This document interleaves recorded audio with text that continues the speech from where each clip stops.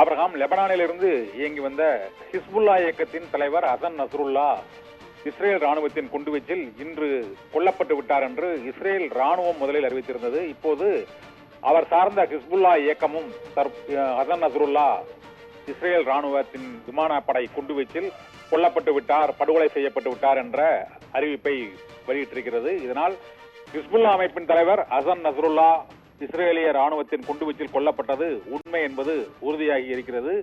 கடந்த வெள்ளிக்கிழமை நேற்று முதல் தொடர்ச்சியாக பெய்ரூட்டின் பல்வேறு பகுதிகளில் தெற்கு லெபனானில் உள்ள பல இடங்களில் இந்த குண்டுவீச்சு தாக்குதல் நடைபெற்றது. இந்த குண்டுவீச்சில் ஒரு குடியிருப்பில் இருந்த 64 வயதான ஹசன் நஸ்ருல்லா கொல்லப்பட்டு விட்டார் என்று இஸ்ரேல் விமானப்படையும் ராணுவமும் அறிவித்த சில மணி நேரங்களில் ஹிஸ்புல்லா அமைப்பும் இதை உறுதி செய்திருக்கிறது.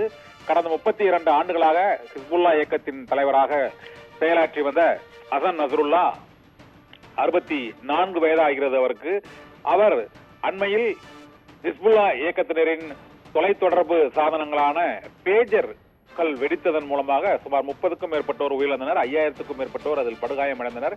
இதன் பின்னர் இந்த தாக்குதலுக்கு பதிலடி கொடுப்போம் என்று கடைசி அறிக்கையாக ஹசன் நஸ்ருல்லா ஒரு அறிவிப்பை வெளியிட்டிருந்தார். இஸ்ரேல் ராணுவத்திற்கு தகுந்த பதிலடி கொடுப்போம் என்று அறிவித்த அடுத்த 2-3 தினங்களில் இந்த தாக்குதலை இஸ்ரேல் ராணுவம் தீவிரப்படுத்தியதில் ஹசன் நஸ்ருல்லா கொல்லப்பட்டிருக்கிறார் என்று ஹிஸ்புல்லா அமைப்பும் இந்த தகவலை உறுதிப்படுத்தி இருக்கிறது.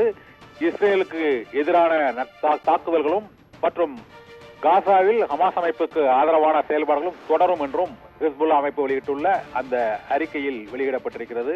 தெற்கு லெபனான் பகுதியில் இஸ்ரேல் ராணுவம் குடியிருப்பு பகுதிகளிலும் தொடர்ந்து குண்டுவீச்சில் ஈடுபட்டதால் அங்கு 30,000க்கும் மேற்பட்ட மக்கள் அந்த பகுதியிலிருந்து வெளியேற்றப்பட்டிருக்கின்றனர் என்றும் நேற்றிரவு நடைபெற்ற அந்த குண்டுவீச்சு தாக்குதலில் ஹசன் நஸ்ருல்லா படுகொலை செய்யப்பட்டிருக்கிறார் என்றும் ஹிஸ்புல்லா அமைப்பு வெளியிட்டுள்ள செய்திக்குறிப்பில் அறிவிக்கப்பட்டிருக்கிறது. ஆபிரகாம்.